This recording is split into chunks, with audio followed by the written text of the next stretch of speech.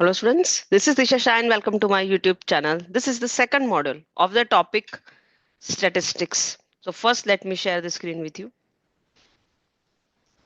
Okay, in the first module we learn about the central tendency, and in this module we are going to learn about the measure of dispersion.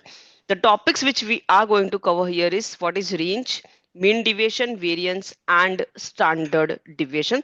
This is something which we are going to cover in this particular section. यहाँ से questions ज़्यादा बनते हैं in the competitive exams. Now last session में हमने देखा था measure of central tendency, जहां पर हमने what is mean, median and mode that we learned, and here we are going to discuss about mean deviation, variance and standard deviation. Range, data का range I believe सबको निकालने आता है. In a given data set the range can be defined as the difference between maximum and the minimum value. तो 7 students के अगर आपको यहाँ पर मार्क्स दिख रहे हैं तो यहाँ पर the minimum value is 18 and I can see that the maximum value is 70. तो इसका जो रेंज है ये बन रहा है 18 से लेके 70 तक का. तो रेंज जो होता है वो कितना हो जाएगा?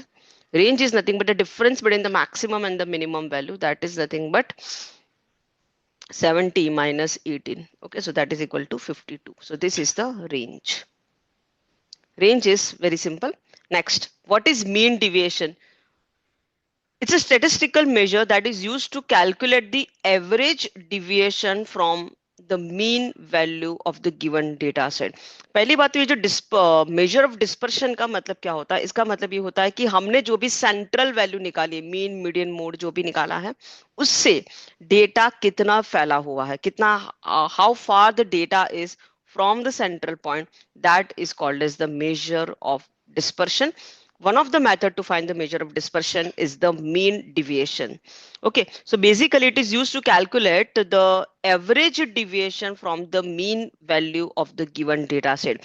मतलब deviation है तो कितना है और उसका एवरेज वैल्यू जो होगा that is nothing but the mean deviation, यानी कि डिविएशन का मीन निकालना, मीन यानी कि एवरेज निकालना है. It explain to us how far all the observations are from the middle on an average. मतलब जितने भी observations है वो अपनी middle value से कितने दूर है ये mean deviation बताता है. Steps to find the mean deviation. पहले तो आपको क्या निकालना है? You need to find the mean value for the given data values. अगर mean deviation mean से पूछा है तो mean निकालना है. अगर mean deviation median से पूछा है तो median निकालना है. So that mean or median we need to find. Then we need to subtract this mean value from each of the data values given. Okay, ignore the minus sign. So basically we need to take the difference of the value and its mean. मतलब mean और वो value दोनों के बीच का difference निकालना है. And third is to find the mean of those values obtained in the step 2. उनका mean निकालना है, यानी कि उनका average निकालना है. जो आप difference करोगे, difference को add करके उसका mean निकालना है. ठीक है. Means what we can say कि मीन डिविएशन जो होते हैं, जैसे मैंने बताया दो टाइप के होते हैं. One is mean deviation from mean, second is the mean deviation from median. Mean deviation from mean में आपको क्या करना होता है? You need to find the mean. So here X bar, this is nothing but the mean. Okay, तो आपको क्या करना है? रिस्पेक्टिव डेटा को अपने एवरेज वैल्यू से प्लस माइनस करना है. We need to take the difference of it. जो भी डिफरेंस आएगा उसका समेशन करना है, उनको ऐड करना है and divided by the number of observation. Means basically इसका एवरेज लेना है. ये जो डिविएशन है ना, ये वैल्यू का आपको बहुत सारे वैल्यूज मिलेंगे, जितने एलिमेंट्स उतने वैल्यूज मिलेंगे, उसका आपको एवरेज लेना है.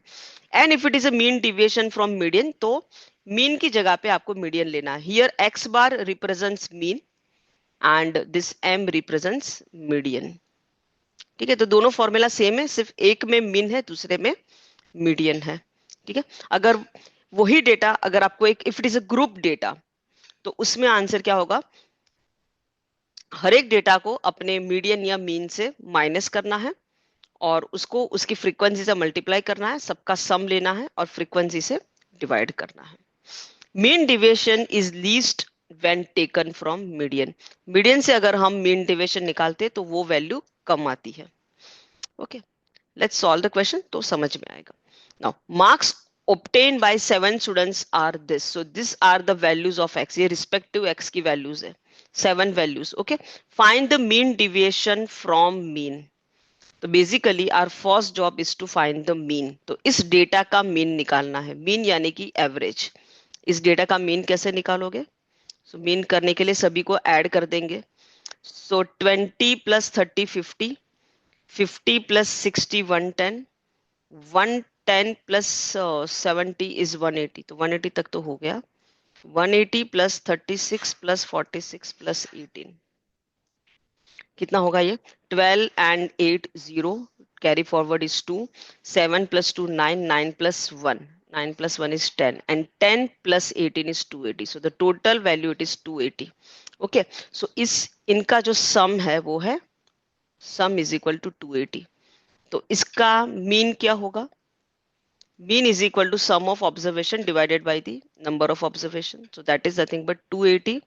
How many elements are there? 7 elements. So सबका mean आ गया 40. So 40 is the mean. ठीक है. नेक्स्ट स्टेप क्या होगा? वी नीड टू टेक, आप देखोगे फॉर्मूला, तो फॉर्मूला जो है वो कहता है कि we need to take is the difference.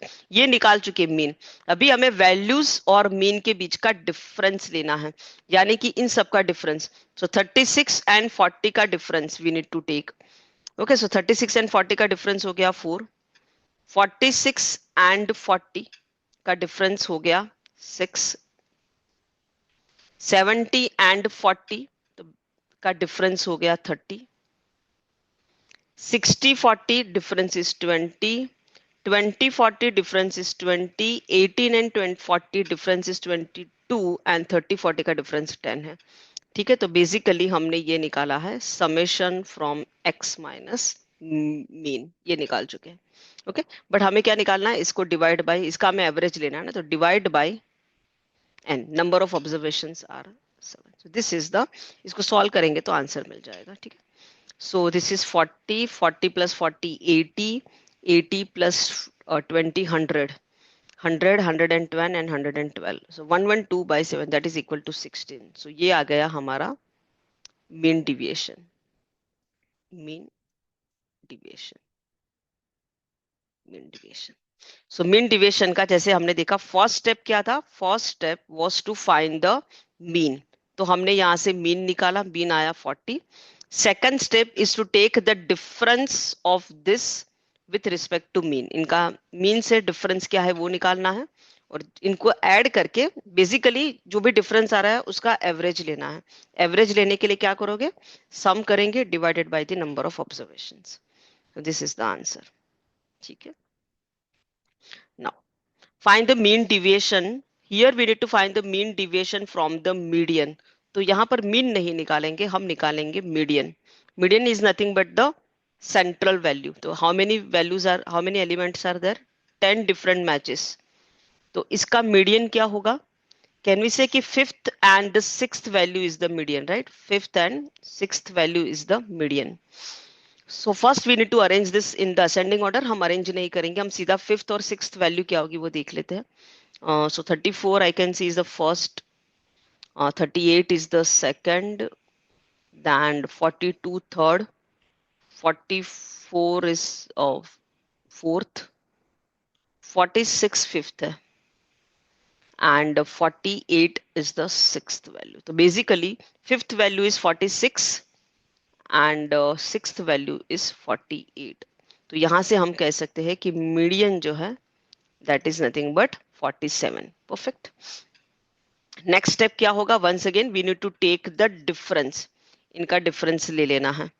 So 42 and 47 का डिफरेंस 5, 38 47 का डिफरेंस 9, 48 47 1 का डिफरेंस, 70 47 इज 23 का डिफरेंस, 46 47 1, 63 एंड 47 कितना हो रहा है? 16 और 16 16 16, 55 47 8 का डिफरेंस, 34 47 14 का डिफरेंस, 54 47 7 का डिफरेंस और 3 का डिफरेंस. 1 2 3 4 5 6 7 8 9 10, यस 10. सो इन सबको हमें डिवाइड करना है number of observation which is equal to 10. So this will give you the answer. ठीक है, ये हो गया 10. and 14 and 16 will give you 30. So 10 plus 30 is 40. Next, 9 plus 1, 10. Okay. Next is 5 plus 23, 28, 29, 29 plus 8, 20.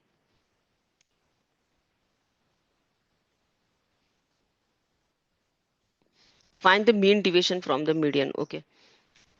So 23 plus 5, 28, 29, 29 plus 8, 29 plus 8 is 38. So 38 divided by. So basically ये हो रहा है 50 and 88 by 10. 8.8. Wait. 8.6 है क्या? Difference is 5, 38, 47, 1, 23, 1 का difference, 47, 67, 8 का difference, 14, 13, एक minute, 34 and 47, 13 का difference है, 13 का. So this is 13. Okay. 54 and 47, 7 का difference. 44 and 47, 3 का difference. Okay जी. तो एक गलती तो मिल गई. क्या हो गई हमसे? 5 plus 9 सीधा ही कर देते हैं. 5 plus 15, 15 and 23.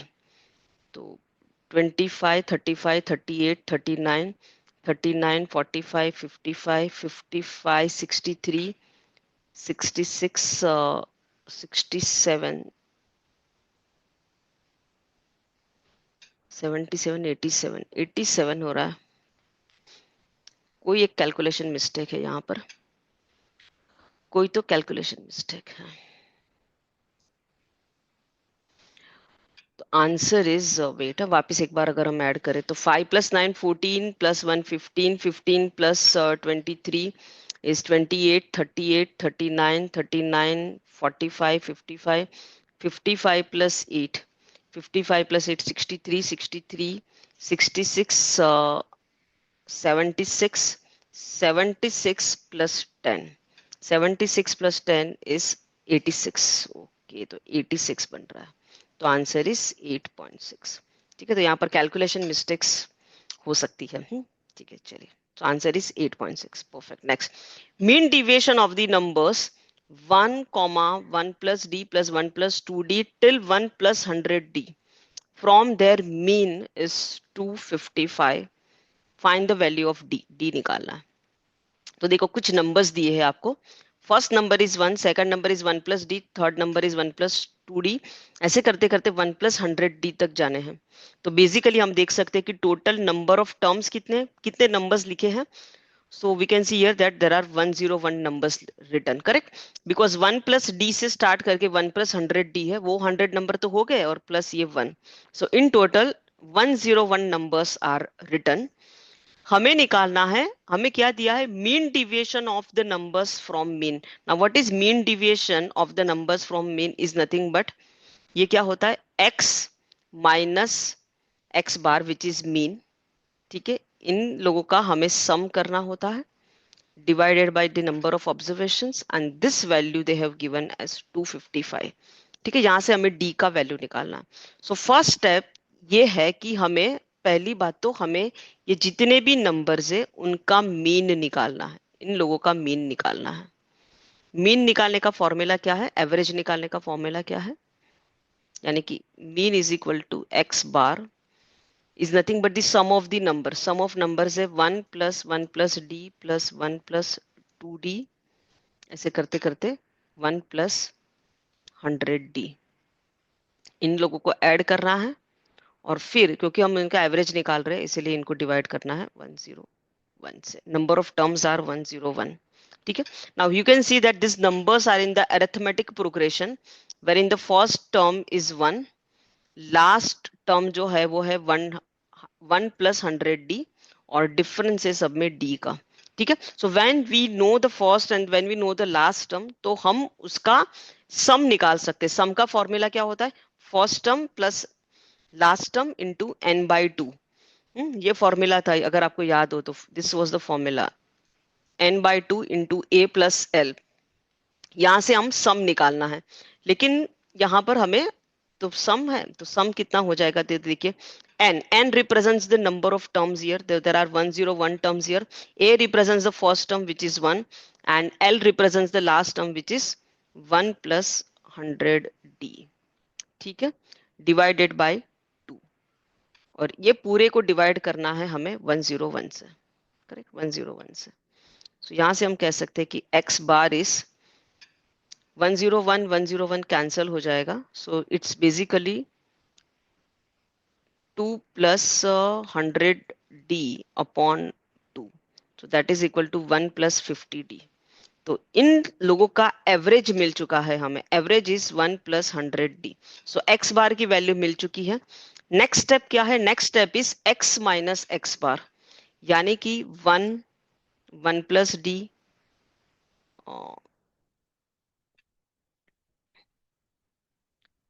1 प्लस 2d, ऐसे करते करते एंड में आएगा 1 प्लस 99d, फिर आएगा एंड में 1 प्लस 100d। इतने नंबर्स है, 101 नंबर है, और इनको उनके एवरेज से डिवाइड करना है, सॉरी माइनस करना है। ये सभी को 1 प्लस 50d से माइनस करना है। हाँ, माइनस करना है इनको। तो क्या क्या वैल्यूज बनेगी? सो 1 plus 50d minus 1 will give you 50d। 1 plus 50d minus 1 minus d will give you 49d. 1 plus 50d minus 1 minus 2d will give you 48d।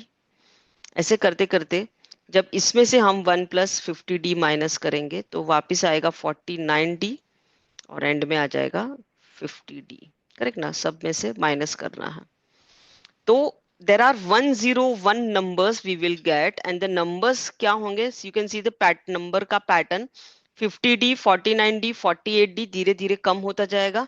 And में आएगा 2d, फिर 1d, फिर 0, फिर वापस 1d, 2d, 3d, ऐसा pattern बनेगा। अगर आप देखोगे ना तो इसका पैटर्न कुछ इस तरह से होगा। 48d फिर एंड में खत्म होते होते 2d आ जाएगा, फिर 1d, फिर 0, फिर वापस 1d, फिर वापस 2d, and like this it will go to 49d, and में वापस 50d। ठीक है, चलिए, तो ये हमें मिल चुका है x माइनस एक्स बार, इतना पार्ट मिल चुका है। आगे क्या करना है? इनका सम करना है, यानी कि इन सभी लोगों का सम करना है, इन सभी का सम करना है। तो आप देख रहे हो यहाँ पर हमें एक पैटर्न दिख रहा है। पैटर्न ये है, this is nothing but 1d plus 50d, ऐसे दो बार है। 1d, it is something like this, 1d plus 2d, और ऐसे करते करते 50d, और ऐसी चीज दो बार है। नाउ हमें यहां से 1 प्लस 50 तक का d अगर हम इसमें से कॉमन ले ले तो d बाहर आ जाएगा, तो बन जाएगा 1 plus 2 plus this is till 50, ऐसे बन जाएगा। ओके, तो this can be written as 1 plus 50। कोई भी नेचुरल नंबर का अगर हमें सम करना होता है तो उसका फॉर्मूला अगर आपको पता हो तो फॉर्मूला ये होता है n इंटू एन प्लस 1/2। सो 2d इंटू 50 इंटू 51/2, ये इसका फॉर्मूला है। सो इन सब का सम बन के हो जाएगा 50 इंटू 51 इंटू डी, ये सम बन गया। तो अपना न्यूमरेटर जो है एंड में बन गया। ये जो न्यूमरेटर था इसकी वैल्यू हमें मिल गई, इसकी वैल्यू मिल गई। क्या है उसकी वैल्यू? 50 into 51 into D. ठीक है जी, तो ये हम यहाँ डाल देते, थोड़ी जगह बना लेते हैं ऐसे। So 50 into 51 into d upon n, n कितना है? 101। This is equal to 255। ठीक है जी, दिस इज इक्वल टू 255। ये थोड़ी जगह बना लेते हैं यहाँ से हम।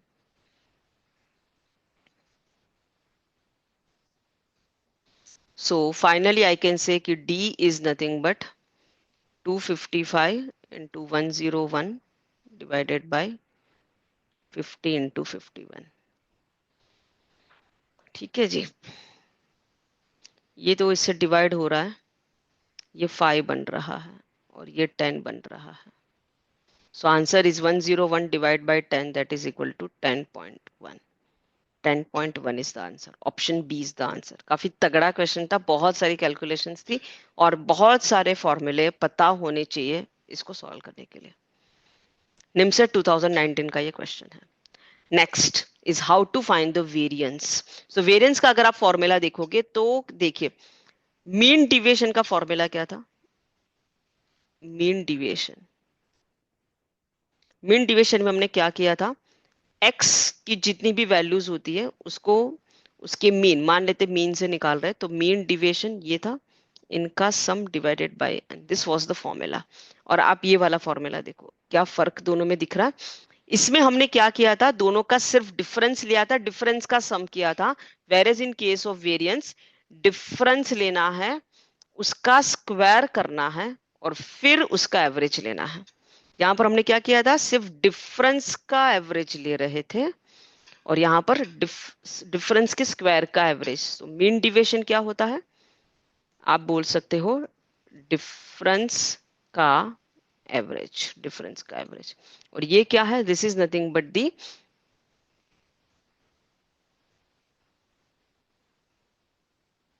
सम ऑफ द डिफरेंस, डिफरेंस का एवरेज। और ये जो है ये है nothing, this is sum of difference, sorry sum नहीं स्क्वायर, सम नहीं स्क्वायर, स्क्वायर ऑफ डिफरेंस और फिर उसका एवरेज लेना है, स्क्वायर ऑफ डिफरेंस का एवरेज। ठीक है, यहाँ पर सिर्फ डिफरेंस का एवरेज लिया था, यहाँ पर डिफरेंस का स्क्वायर करना है, then you need to take the average, तो ये बन जाएगा वेरिएंस का फॉर्मूला। एक स्टेप थोड़ा आगे है मीन डिविएशन से। ठीक है, चलिए calculate the variance of the data. So variance निकालने के लिए सबसे पहले तो हमारे पास मीन होना चाहिए। सो एक्स बार हो जाएगा 2 + 4 + 5 + 6 + 8 + 17 and how many elements are there, 1 2 3 4 5 6, so 6। ठीक है जी, okay. 18 + 17, 17 + 8 is 25, 25 + 5 30, 30 40 42, so 42/6 that is equal to 7। ठीक है जी, नेक्स्ट स्टेप क्या है, तो देखो ये सारे हमारे नंबर्स है 2 4 5 6 8 17। ठीक है, this is nothing but xi और ये हमारा मीन है विच इज 7।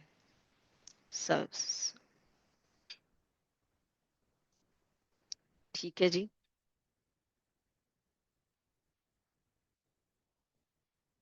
नेक्स्ट स्टेप क्या होगा, एक्स आई माइनस एक्स, डिफरेंस लेना है। ठीक है, तो 7 - 2 5, 7 - 4 3, 7 - 5 2, 7 - 1 1 1 and 10। नेक्स्ट स्टेप होगा, ये जो डिफरेंस आया है उसका हमें करना है स्क्वायर, डिफरेंस का स्क्वायर करना है। ठीक है, सो 5 का स्क्वायर 25, 3 का स्क्वायर 9, 2 का स्क्वायर 4, 1 100। परफेक्ट, चलिए जी, तो आप देख रहे हो हम यहाँ तक तो पहुंच गए, यहाँ तक पहुंच गए। ठीक है, next step is to take the average. इन जो ये जो भी नंबर्स है, यहाँ पर हमने जो भी नंबर्स लिखे हैं इनका एवरेज लेना है। एवरेज लेने के लिए क्या करोगे, सबको ऐड करोगे। सो 25 + 9, 25 + 9 34, 34 + 4 38 40। तो बेसिकली ये सम जो हो रहा है,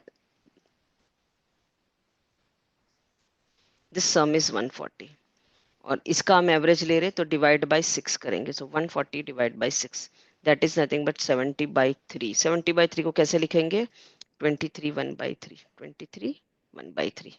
so option D is the correct answer. ये क्वेश्चन इसीलिए इजी था, सिंपल था, क्योंकि इसमें नंबर ऑफ एलिमेंट्स कम थे और वैल्यूज बहुत छोटे छोटे थे। ठीक है, कैलकुलेशन तो है। Next, find the variance. NIMCET 2013 का क्वेश्चन है। यहाँ पर x जो है वो 1 2 3 है and what is px, px is nothing but the probability of occurrence of that event which is equal to 0.3 0.4 and 0.3। This is given, हमें निकालना है वेरिएंस। क्या निकालना है, वेरिएंस।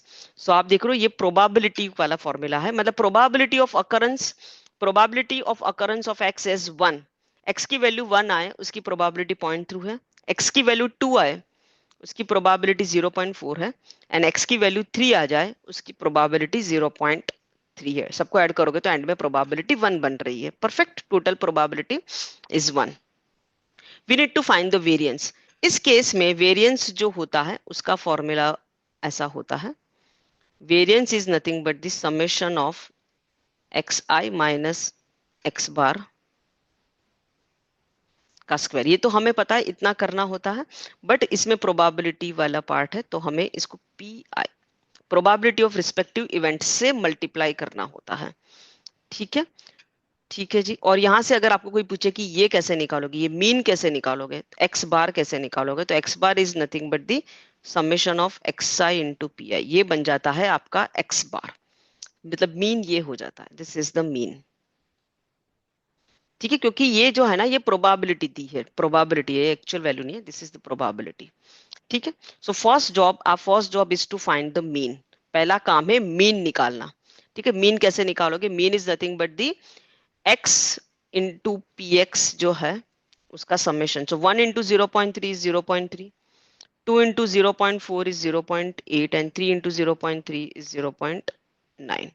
ठीक है, हमें इन तीनों का सम करना है। सो summation of xi into P I is 0.3 plus 0.8 plus 0.9 that is equal to 2. This is our mean. ठीक है जी। और वेरिएंस जो है,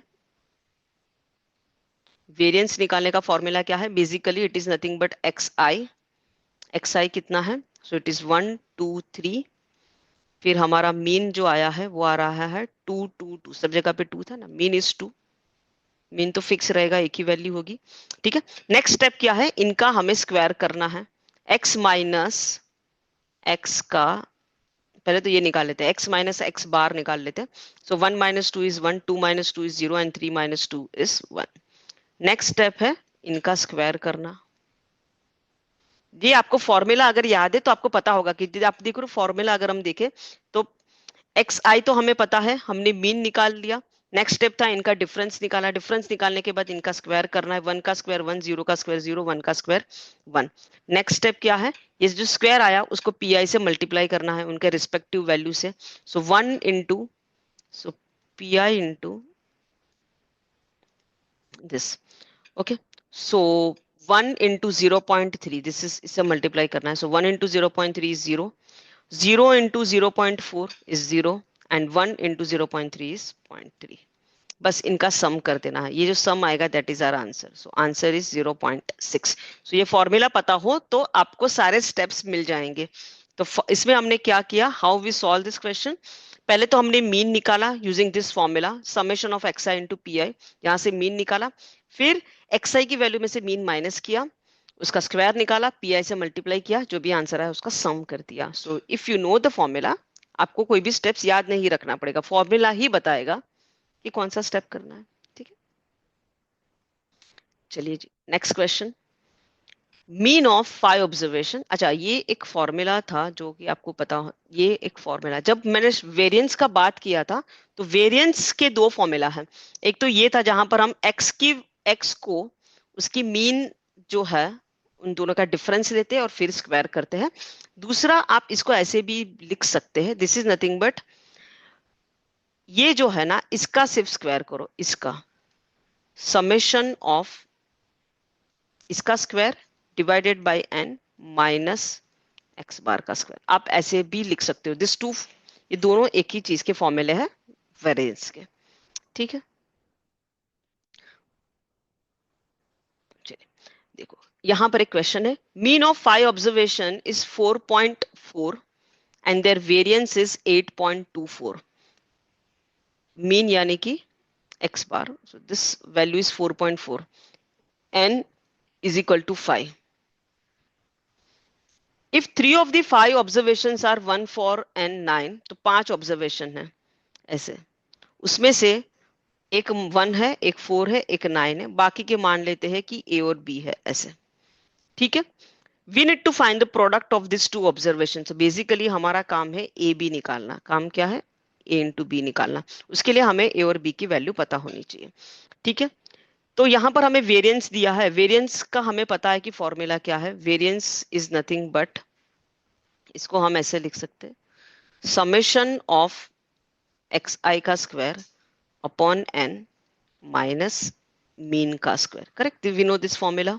now variance is 8.24, so 8.24 is equal to summation of all this number के स्क्वायर का, यानी कि इन सबका स्क्वायर करना है और फिर उनको सम करना है. So this is nothing but 1 plus 4 का स्क्वायर 16, 9 का square 81 plus A square plus B square, ठीक है, divided by N minus mean का स्क्वायर, मीन दिया है 4.4, मीन इज गिवन एज 4.4, ये दिया.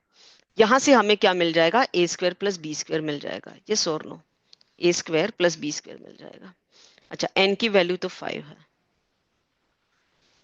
सो 1 plus 16 plus 81, 81 plus 91, 97, 98, so 98 plus A square upon B square upon 5 is equal to 8.24.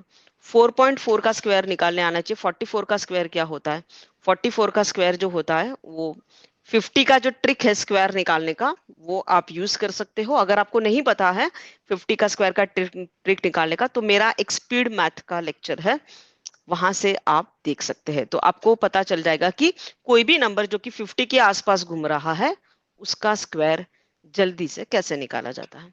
So 25 minus 6 करेंगे तो 19, and then 6 का square is 36. So this is 1936. So this is 19.36. 44 का square 1936 होता है, तो 4.4 का square हो जाएगा 19.36. Okay, from this what is my a square plus b square? 36 plus 24 हो गया 60, and 19 plus 8 हो गया 27. So it is 27.6 into 5 minus 98. 27 into 5, 35, 38, 3 carry forward. So 138 minus 98, that is equal to 40. So a square plus b square is equal to 40. अभी यहाँ पर आप देख सकते हो कि कौन से दो नंबर होंगे, आपको क्या लग रहा है ये दो नंबर कौन से दो होंगे? ऑब्जर्वेशन से मुझे लग रहा है कि A square plus B square 40 है, तो ये ऐसे होंगे 36 plus 4, because I want to perfect square. So एक नंबर 6 हो सकता है, दूसरा नंबर 2 हो सकता है, तो 6 इंटू 2 12, तो आंसर तो 12 लग रहा है. टाइम कम होगा तो आप ऐसे ट्राई कर सकते हो A square plus B square observation से. Otherwise you can do it like this also, कि देखो 5 नंबर का मीन 4.4 है, इट मीन्स कि ये पांचों नंबर का सम क्या हो जाएगा, 1 plus 4 plus 9 plus a plus b. Can we say this is nothing but the average into the number of observation? So that is equal to 4.4 into 2. 4.4 into 2. 4.4 into 2 कितना होता है? So 4.4 का half होता है 22.2. So this is 22. So from this I can say कि a plus b is equal to 22 minus 14, that is equal to 8. अभी आप देखो आपके पास a प्लस बी का होल स्क्वायर है, सॉरी a प्लस बी की वैल्यू है और a square plus B square 40 है. तो यहां से क्या हम a b निकाल सकते हैं? बिल्कुल निकाल सकते हैं using this formula. a plus B का whole square is a square plus B square plus 2ab. So a plus B is 8 का square and a square plus b square is 40 plus 2ab. So from this I can say कि 2ab is equal to 24. So ab is equal to 12. यहाँ से भी आ रहा है. वैसे observation से हमें पता चल रहा था कि ये 12 है. Very very important question. आप देख रहे हो कि कितनी बार ये निमसेट के एग्जाम में आ चुका है. 2 बार आ चुका है लास्ट के 5-6 सालों में. Beautiful question. Next is standard deviation. Now what is standard deviation? Standard deviation और वेरिएंस में कोई फर्क नहीं है, सिर्फ स्क्वायर और स्क्वायर रूट का फर्क है. Standard deviation is a degree of dispersion of the scattered of the data points relative to its mean in statistics. Standard deviation is the positive square root of the variance. क्या है standard deviation? Standard deviation is nothing but the square root of the variance. It is one of the basic method of statistical analysis standard deviation is commonly abbreviated as SD. तो कहीं पर भी SD लिखा है तो आपको पता होना चाहिए कि वो स्टैंडर्ड डिविएशन का बात हो रहा है। It is denoted by the symbol sigma. Standard deviation को हम कौन से सिंबल से बनाएंगे? इस सिंबल से बनाएंगे, ठीक है, ये सिंबल बनाया जाएगा। ओके, तो बेसिकली स्टैंडर्ड डिविएशन और वेरिएंस में क्या फर्क है? वेरिएंस का फॉर्मूला क्या था? देखो, स्टैंडर्ड डिविएशन का फॉर्मूला ये है, इसका अगर हम स्क्वायर कर दे तो कुछ ऐसा बन जाएगा, sigma square is equal to summation of xi minus x bar. Mu is nothing but the average only, ठीक है, का स्क्वायर अपॉन n। अरे ये क्या है? ये तो अपना वेरिएंस है ना, यही तो वेरिएंस है। तो वेरिएंस जो है is nothing but standard deviation, आप बोल सकते हो standard deviation is nothing but the under root of variance, आप ऐसा बोल सकते हो। तो वेरिएंस निकालोगे, जो आंसर आएगा उसका स्क्वायर रूट कर दोगे तो वो स्टैंडर्ड डिविएशन बन जाएगा, ठीक है। और इसीलिए स्टैंडर्ड डिविएशन को हम सिग्मा से रिप्रेजेंट करते हैं और वेरिएंस को हम इसे सिग्मा स्क्वायर से रिप्रेजेंट करेंगे, ठीक है। एक और चीज, स्टैंडर्ड डिविएशन हमेशा अपने रेंज से छोटा होता है या फिर मैक्स टू मैक्स इक्वल होता है। स्टैंडर्ड डिविएशन कभी भी रेंज से बाहर नहीं जाएगा। चलिए, for a random variable x such that a is equal to a is less than or greater than x and x is less than or equal to b, then which of the following is true? NIMCET 2012 का ये question है।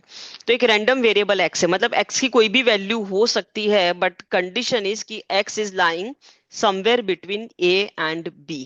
तो a और b, x का कोई भी data, x के बहुत सारे वैल्यूज हो सकते हैं, but value is going to lie somewhere between a and b। तो इसमें से क्या सही है? आप देखो यहाँ पर हर जगह पे वेरिएंस के बारे में बात किया है और हमें पता है कि standard deviation is less than और equal to range. Standard deviation यानी कि sigma, so sigma is less than और equal to range. So from this I can say कि सिग्मा स्क्वायर क्या होता है? अरे भाई यही तो वेरिएंस होता है ना। तो standard deviation is less than और इक्वल टू रेंज है, तो इसका मतलब क्या हो गया? इसका मतलब ये हो गया कि वेरिएंस इज लेस देन और इक्वल टू रेंज का स्क्वायर, ऐसा हम लिख सकते हैं, करेक्ट ना। स्टैंडर्ड डिविएशन का स्क्वायर ही वेरिएंस होता है। इसकी रेंज क्या होगी? ये x जो है उसकी रेंज क्या होगी? ये जो डेटा है उसकी रेंज क्या है? We know that the maximum value is b and the minimum value is a। तो can we say the range is nothing but b minus a का square. Range is b minus a और हमें उसका square निकालना है। It means कि variance is less than और equal to b minus a का square. So option A is the correct answer, ठीक है। So in this video, we covered a very important part, that is nothing but the measure of dispersion. Hope you have understood this particular topic. और अगर आपको लग रहा है कि आपकी इस मैथ्स की जर्नी में इस वीडियो ने आपको हेल्प किया है, तो प्लीज वीडियो को लाइक कर दीजिए, चैनल को सब्सक्राइब कर दीजिए और मैथ्स की प्रैक्टिस करते रहे, क्योंकि मैथ्स इज इजी।